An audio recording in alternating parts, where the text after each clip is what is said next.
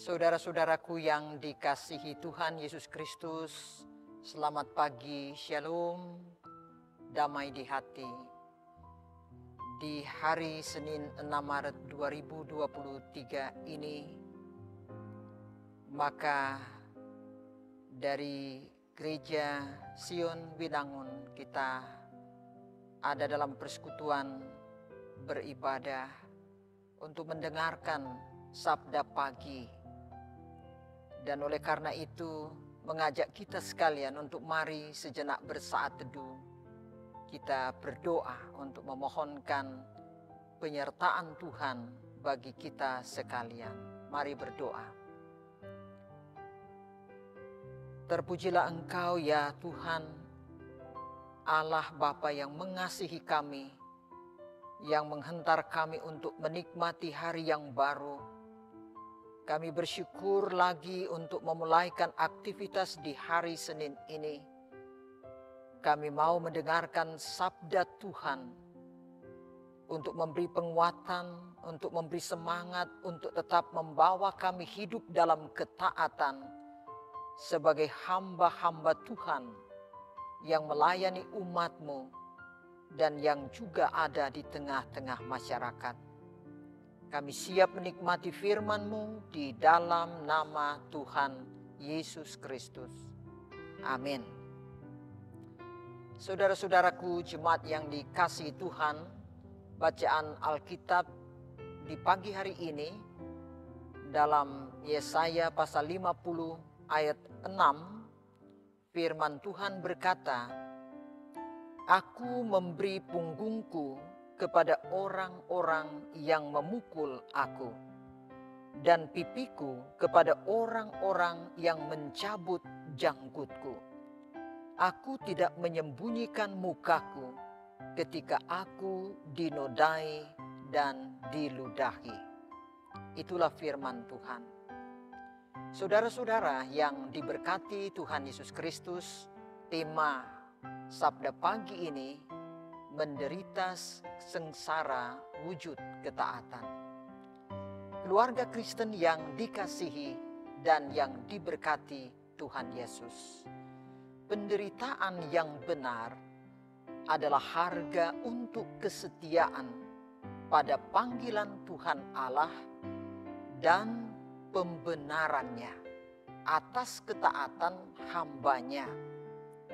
Penderitaan adalah masalah utama yang dihadapi oleh Nabi Yesaya. Penderitaan yang dialami oleh Nabi Yesaya, di mana ia menderita oleh karena perbuatan-perbuatan musuh-musuhnya. Apakah kita sanggup memberi punggung kita untuk disiksa dan didera, bahkan untuk memberi pipi, untuk dicabut janggut kita terhadap orang yang berbuat jahat dan mengkhianati kita? Tentu tidak. Pasti ada niat membalas kejahatan orang yang menyakiti kita. Bahkan kita mendengar orang berkata, pembalasan lebih kejam dari perbuatan. Kesengsaraan ini menunjuk pada apa yang dialami Guru Agung Yesus Kristus yang rela memberi hidupnya sebagai tebusan ganti umat yang berdosa. Dia adalah hamba yang menderita, bahkan satu-satunya yang menderita sesuai yang dimaksudkan dalam nubuatan Yesaya. Yesus Kristus merelakan punggungnya dicambuk, dipukul, ditampar, bahkan wajahnya hampir tidak dapat dikenali. Sebab bukan saja jangkutnya dicabut, tetapi wajahnya dinodai dan diludahi. Bahkan sekujur tubuhnya babak belur oleh serangan cambuk kekejaman manusia. Tidak ada seorang pun yang membelanya ketika Yesus menderita dengan sangat parah di kayu salib. Di Bukit Golgota, sebagaimana Matius 27 ayat 32, malahan dia disangkal sebanyak 3 kali oleh murid terkasihnya Simon Petrus dengan perkataan, "Saya tidak kenal orang itu." Dalam suasana penderitaan yang dialami oleh Tuhan Yesus Kristus, nyata sikap kesetiaan, ketaatan, dan kerelaan hati dalam menjalani semuanya. Kuncinya ialah bahwa hamba Tuhan itu memiliki persekutuan yang akrab dan dekat dengan Tuhan Allah. Dengan setia, Yesus Kristus menjalani kehendak Bapanya. Ia selalu berdoa sebagai manusia, mendengar kehendak Bapanya dan melakukannya, sehingga menghadapi dan mengalami penderitaan, kesetiaannya diteguhkan. Keluarga Kristen yang dikasihi dan diberkati Tuhan Yesus. Sebagai keluarga Kristen, marilah di minggu sengsara kedua ini kita insyaf dan sadar akan bentuk-bentuk pelanggaran kita.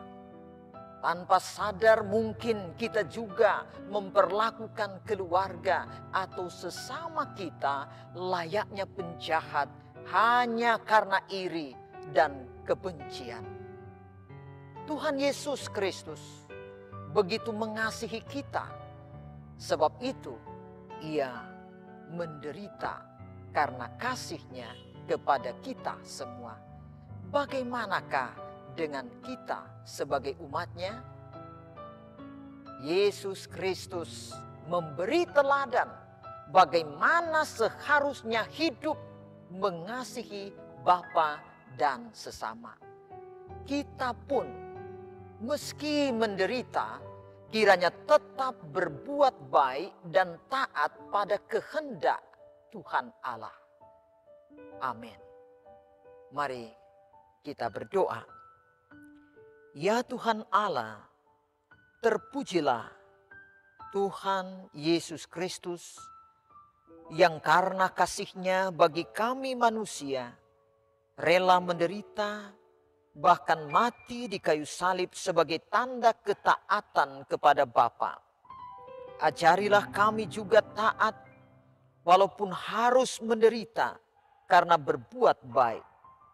Dalam nama anak-Mu Tuhan Yesus Kristus kami berdoa.